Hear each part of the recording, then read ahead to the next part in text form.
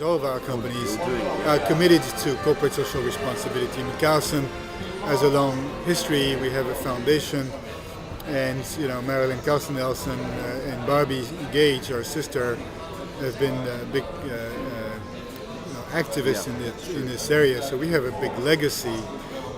So this is not new. As the political leaders around the world try to revitalize their economies and have a low carbon recovery, I think that travel and tourism provides an opportunity for them that has not yet been fully captured. Sure. And so, as as an industry, I think we have a responsibility that maybe we could do a better job of, which is to make sure that we're on the right agendas at the right time. When the U.S. administration criticized corporate events, we had to fight back and communicate with them on the fact that there were hundreds and thousands of jobs that were at risk because of that. Yeah. We need to be, rather than be defensive, we need to be more on the offensive on these things. The U.S. travel organization is doing a good job.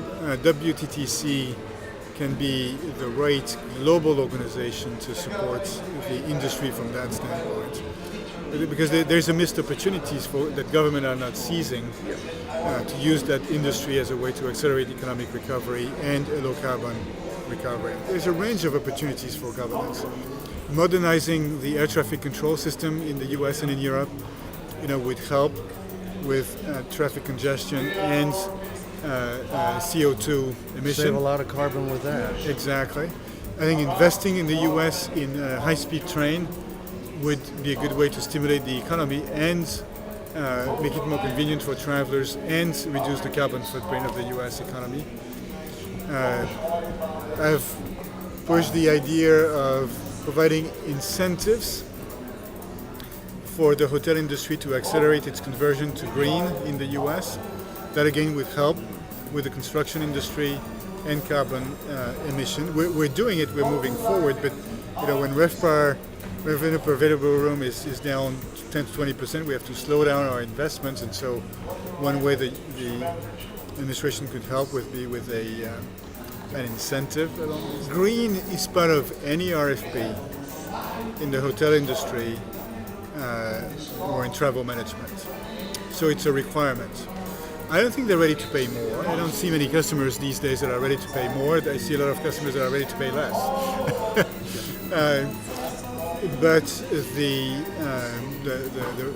need to go green, is there. So whether it's the law or buying behaviors or standards, you can have a debate. A law may be a bit rigid at this particular juncture, so I would emphasize standards and buying requirements. I think that as a customer, both the federal government and local governments have huge power to push the hotels to become greener. European companies that are listed in Europe have a reporting requirement. They need to publish every year a sustainability, corporate social responsibility report that leads them to track everything you've said, their total carbon footprint.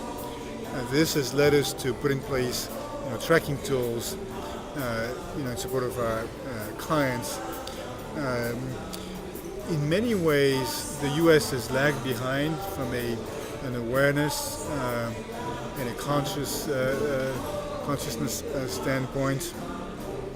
Politically, many U.S. corporations are global corporations, so they absolutely get that. Sure. Today we're in 4 businesses. We're in CWT, we're in hotels, we're in restaurant with Fridays and Pickup Stix, and then we are with Carlson marketing and loyalty programs in meetings and events. There's really 2 parts to the strategy of each of these businesses. One is a defensive strategy component, and one is an offensive strategy component. Maybe your organization is the same. The defensive part is cost cutting. If the volume goes down 10, 20%, 30%, there's no choice. You have to adjust the cost base to the new level because there's no short-term big recovery coming up anytime soon. So each of our businesses has aligned their cost levels with a new level of demand. And that's painful, but that's what you have to do. That's only one component, because you also want each of our businesses to come out stronger from this crisis. In hotels, we have a big focus, which I'm very pleased with, that deals with the reinvesting in the Radisson brand in the US. Okay.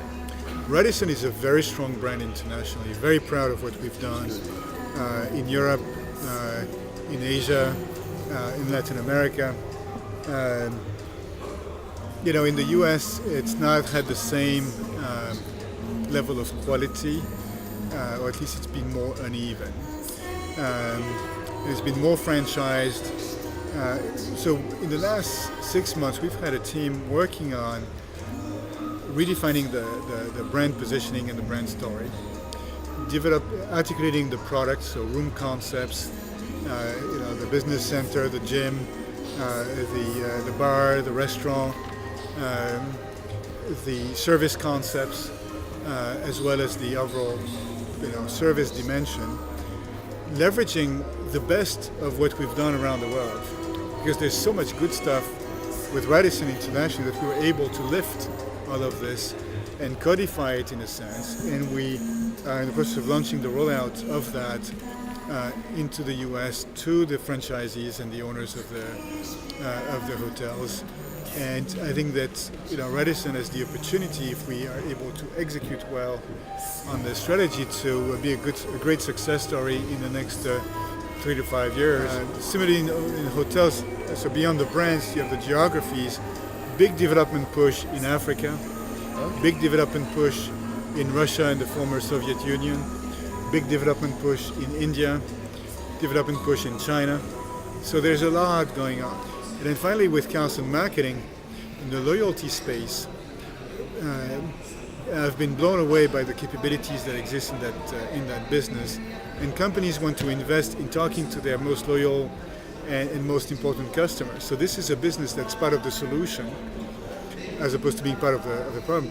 Companies may cut their advertising budget, but they're investing in their most loyal customers. So we're very active, serving existing customers, winning new customers, and so on. So hopefully that gives you a sense that yes, there's a lot of cost cutting, but there's a lot of work and traction on making sure that our various brands and businesses are very relevant to the customers and the consumers, and very competitive.